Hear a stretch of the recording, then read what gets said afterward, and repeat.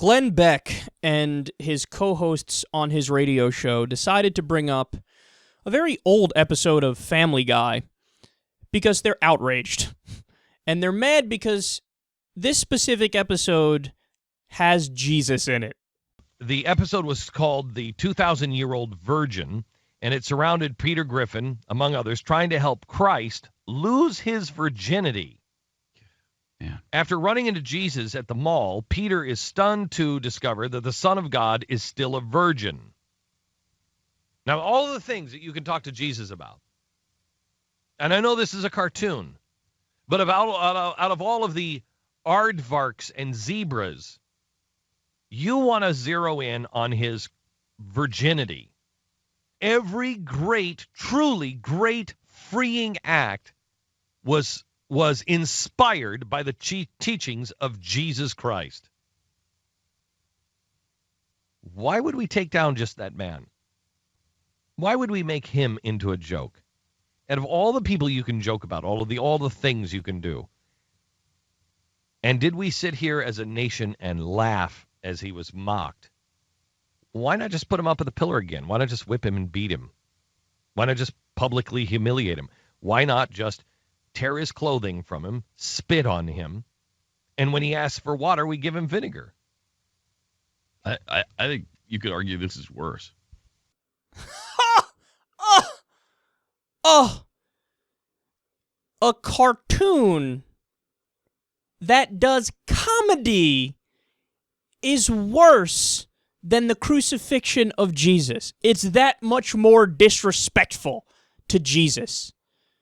Do you not know what a comedy is? Do you not know what a cartoon is? Here's why I love this story. The timing of it. Think about what's going on in the world right now and what's dominating the news. Oh, I don't know. The torture report, where we learned that the CIA, our government, in our name, with our money, what did they do? I'm going to go through the list again for you. We broke people's bones and made them stand. We did waterboarding. We did sleep deprivation for up to 180 hours, which, again, I didn't know was possible. We gave people hypothermia. One person died as a result of it.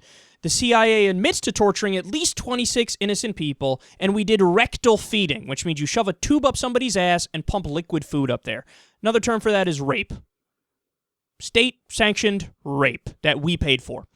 And what is Glenn Beck angry about and enraged about on his show? Peter Griffin. Family Guy. I rest my case. No, I rest my case against the goofball conservative talk show hosts. These are not serious people. They're idiots. It's a moron with a microphone in front of him that they turned on, and he's having verbal diarrhea for the entire world to see. And also, so you're not mad about the actual torture going on in real life. You're not mad about the actual murder going on in real life. You're not mad about the unconstitutional drone strikes in Pakistan, Yemen, and Somalia. You're not mad about the continued war in Syria, Iraq, and Afghanistan. You're not mad about the true moral degradation and depravity and disgrace going on around the world, including disease and hunger and poverty. Many of this stuff is curable, but we just don't cure it because the rich don't give a fuck and the governments don't give a fuck to cure it. You're not angry about that. You're not even angry about the portrayal of said things. Like, you don't look at a movie, since we're talking about entertainment, you don't look at Rambo and say, God, morally repugnant, there's murder that happens in that movie, how dare you? You don't get mad at, entertainment portrayals of rape. You go all the way down the line, down the ladder, to, there was a cartoon that insulted the prophet. Yeah, you know what that reminds me of? It reminds me of Muslim fundamentalists. These guys are no different, man. Now, Glenn Beck's a Mormon, but he always stands up in weird ways for Christians, so you're no different than them. This is why we call you the Christian Taliban, because look at your reaction.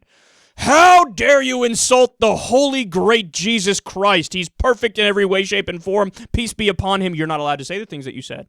Well, again, that's exactly what they say about Muhammad. They protest in the street, and they scream about it, and they get angry. How is this any different? You're on a national show, which nobody watches, but that's a side note, and you're, I'm so out. This is worse than the crucifixion of Jesus. No, do you believe in freedom or do you not believe in freedom, dipshit? You tell me.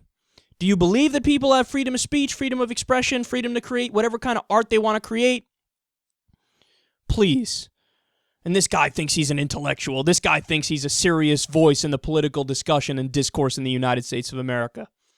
No, dude, look into Thorazine. That's what you need.